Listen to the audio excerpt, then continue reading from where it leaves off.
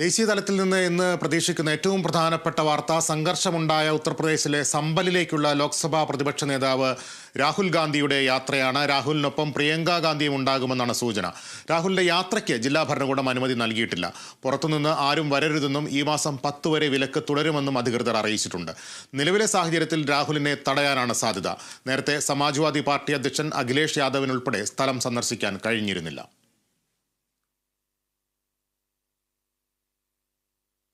മുഖ്യമന്ത്രി പിണറായി വിജയന്റെ മകൾ വീണ വിജയന്റെ എക്സാലോജിക് കമ്പനിയുമായി ബന്ധപ്പെട്ട മാസപ്പടി കേസിലെ SFIO അന്വേഷണത്തിനെതിരെ CMRL നൽകിയ ഹർജിയിൽ ഡൽഹി ഹൈക്കോടതി ഇന്ന് അന്തിമവാദം കേൾക്കും.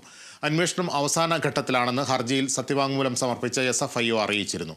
SFIO 2 ആഴ്ചയ്ക്കകം അന്വേഷണ റിപ്പോർട്ട് കേന്ദ്ര സർക്കാരിന് സമർപ്പിക്കും. കേസെടുക്കണോ എന്ന റിപ്പോർട്ടിന്റെ അടിസ്ഥാനത്തിൽ കേന്ദ്ര സർക്കാർ തീരുമാനിക്കുമെന്നും സത്യവാങ്മൂലത്തിൽ പറയുന്നു.